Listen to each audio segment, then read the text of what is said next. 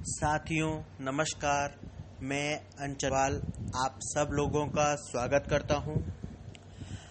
अब तक हम संसद में काफ़ी कुछ सुन चुके हैं, देख चुके हैं और मैंने पिछले ऑडियो में संसद के कामकाज पर और संसदीय विशेषाधिकार पर विस्तार से चर्चा भी की थी।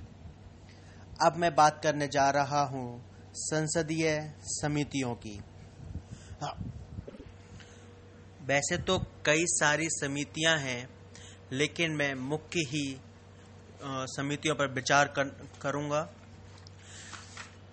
अब यदि हम देखते हैं कि समितियां बनाई क्यों जाती हैं, देखिए, जो संसद होती है उसके पास कार्य का बोझ बहुत ज़्यादा होता है, समय कम रहता है और जब कार्य का बोझ इतना हो जाता है तो सारे मुद्दों पर बात कर पाना संभव नहीं हो पाता है।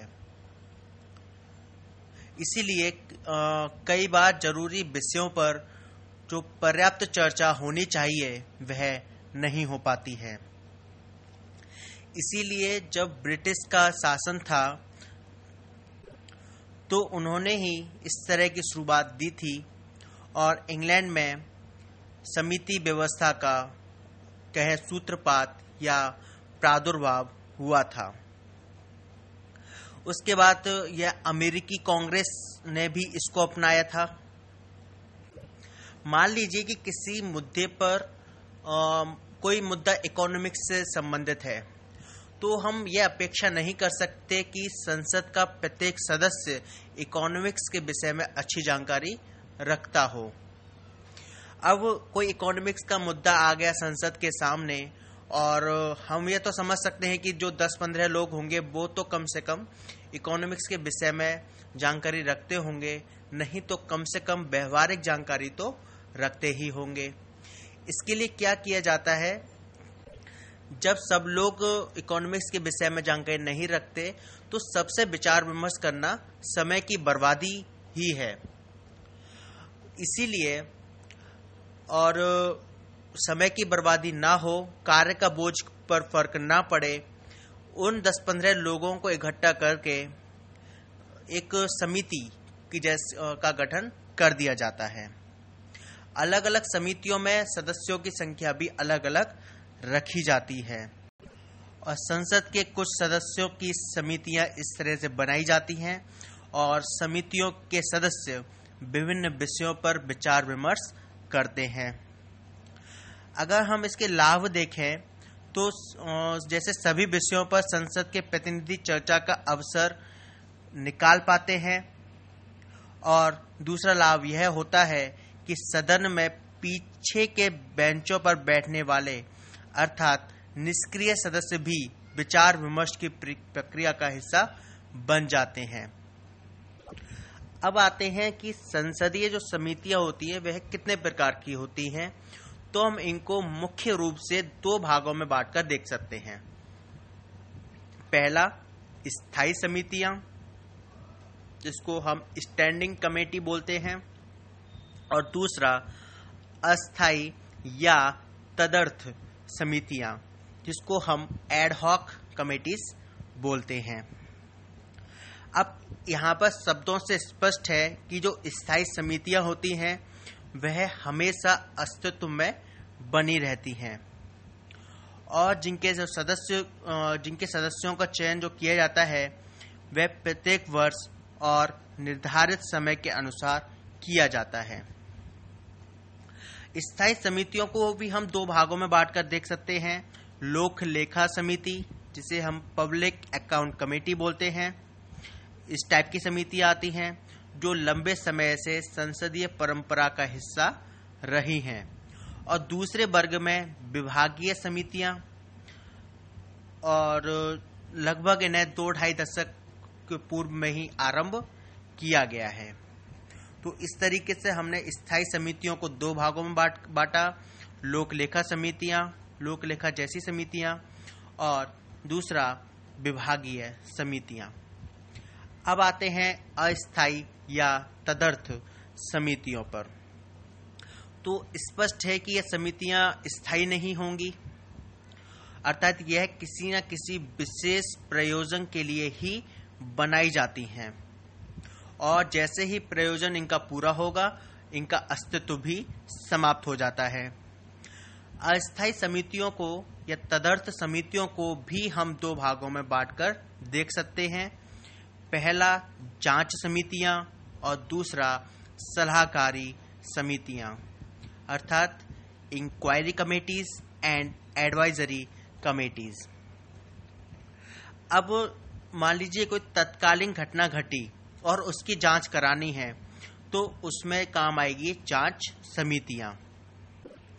उदाहरण के लिए देख सकते हैं कि जो बोफोर्स मामला हुआ था, उसकी जांच के लिए समिति जो बनाई गई थी, वह हमारी जांच समिति का उदाहरण हो सकती है।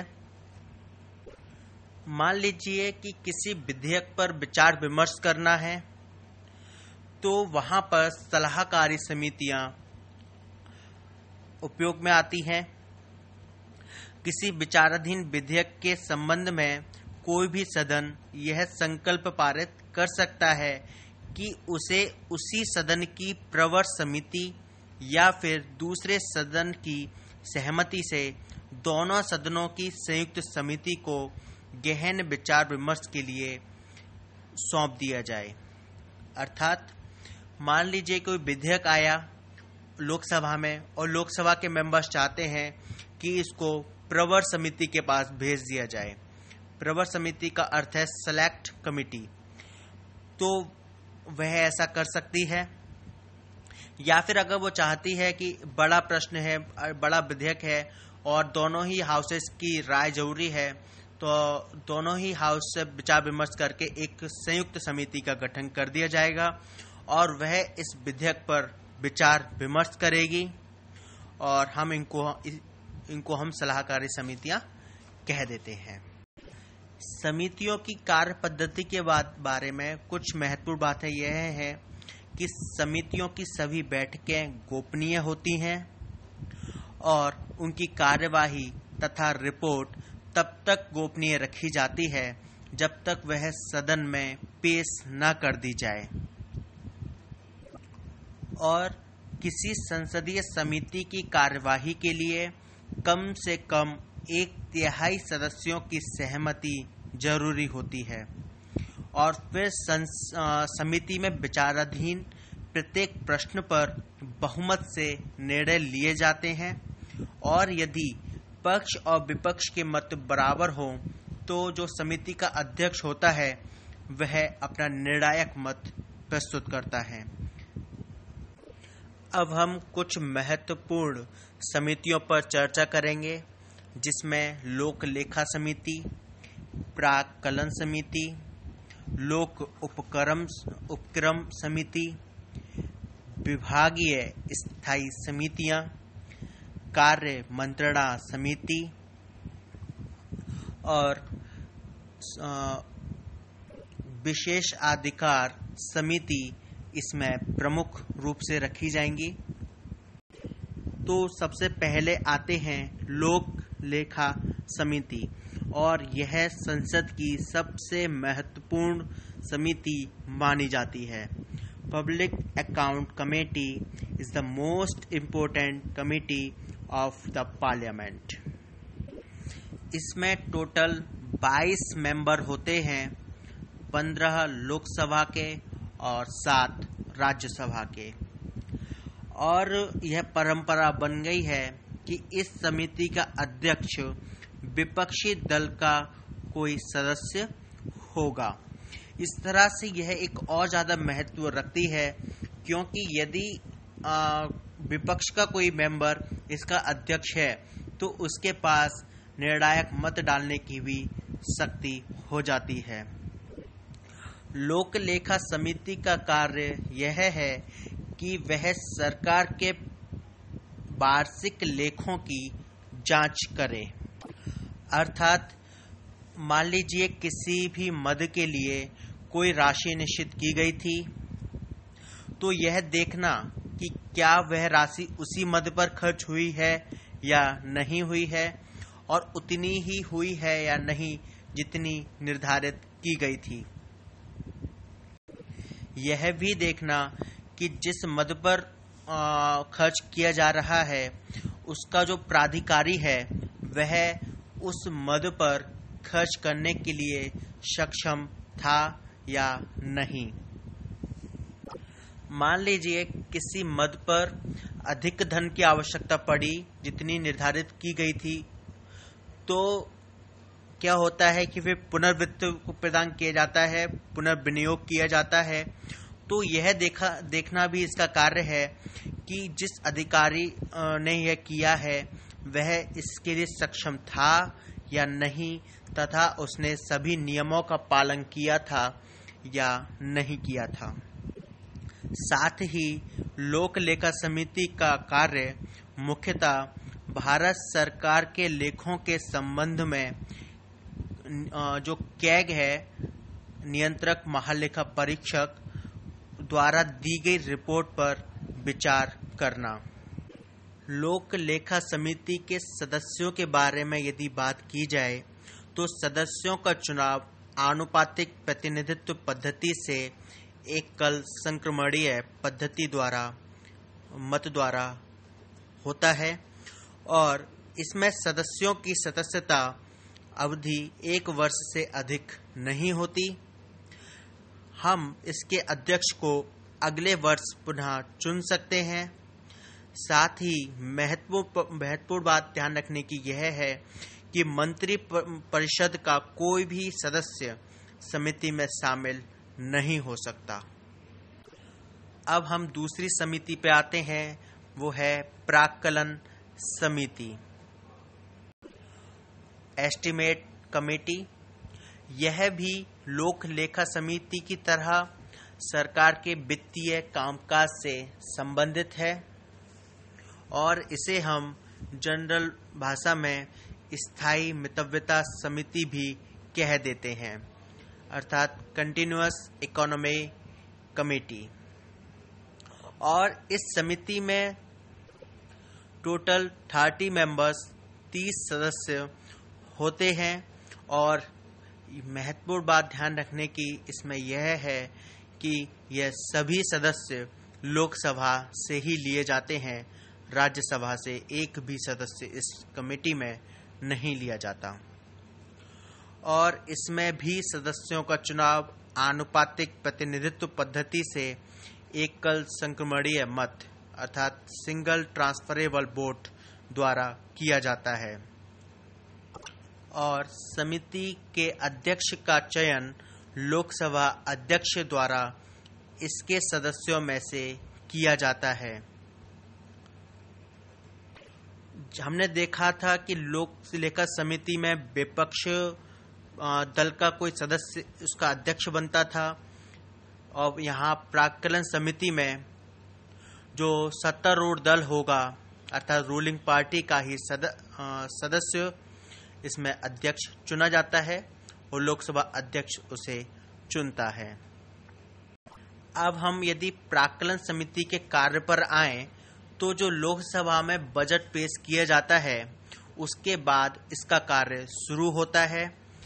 बजट में प्रस्तावित खर्चों की समीक्षा करने के लिए ही इस समिति का गठन किया जाता है और यह समिति फिर उस बजट की जांच करती है, उसमें दी गई प्रत्येक मद की जांच करती है।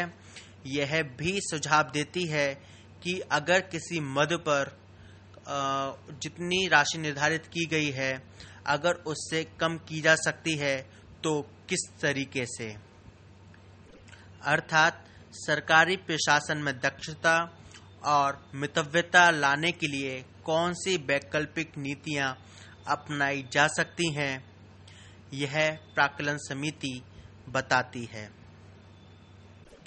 ध्यान रहे कि प्राक्कलन समिति की रिपोर्ट पर संसद में बहस नहीं की जाती है। यदि हम देखें कि प्राक्कलन समिति का वास्तविक लाभ क्या होता है तो जो यह सुझाव देती है उससे सरकार आने वाले वर्ष के बजट में बढ़ा चढ़ाकर संसद में राशि की मांग ना कर सके, तब हम इसके कार्य को समझ सकते हैं। क्योंकि यह जो सुझाव देती है यह बताती रहती है कि किस मद पर कितनी राशि और किस मितव्यता के साथ खर्च की जा सकती है। तो इससे जो सरकार होती है वह उस राशि के आसपास ही अगले वर्ष के लिए अनुमोदित करती है। बढ़ा चढ़ाकर अपनी मर्जी से अनुमोदित ना कर सके, इसके लिए प्राक्कलन समिति का सुझाव बहुत काम आता है। अगली समिति आती है लोक उपक्रम समिति, कमिटी ऑन पब्लिक अंडरटेकिंग्स। इस समिति में 22 सदस्य होते हैं, 15 लोकसभा से और 7 राज्यसभा से। जिस तरीके से लोक लेखा समिति में 22 सदस्य थे, उसी तरह से लोक उपक्रम समिति में भी 22 सदस्य हैं और सेम अनुपात लोकसभा और राज्यसभा के सदस्यों का है जो लोक लेखा समिति में भी था। इसमें भी लोकसभा अध्यक्ष समिति के सभापति का चुनाव इनके सदस्यों में से करता है, जैसा कि प्राक्कलन समिति के संदर्भ में हमने देखा था। प्राक्कलन समिति में भी लोकसभा का अध्यक्ष चुनता था, अध्यक्ष उस कमेटी के लिए, और इसमें भी लोकसभा का अध्यक्ष उस समिति के लिए उनके सदस्यों में से सभापति चुनता है। और इसका जो सभापति होता है वह लोकसभा से ही होता है। ऐसा नहीं है कि 15 लोकसभा से हैं और 7 राज्यसभा से हैं तो राज्यसभा के हम मेंबर को भी इस समिति का अध्यक्ष बनाते हैं, ऐसा नहीं होगा। केवल लोकसभा का ही कोई सदस्य इसमें अध्यक्षता कर सकता है और सभी सदस्यों की सदस्यता 1 वर्ष के लिए होती है। और जैसा कि हमने लोक लेखा समिति में देखा था कि मंत्रिपरिषद का कोई भी सदस्य इसमें शामिल नहीं होता है, उसी प्रकार लोक उपक्रम समिति में भी कोई भी मंत्री इसका सदस्य नहीं हो सकता। अगर हम इसके अब कार्य पर आएं तो कई तरह की रिपोर्ट्स संसद में पेश की जाती हैं, जैसे जीवन बीमा निगम की, भारतीय खाद्य निगम की। तो इन रिपोर्टों की जांच करना इस समिति का कार्य होता है।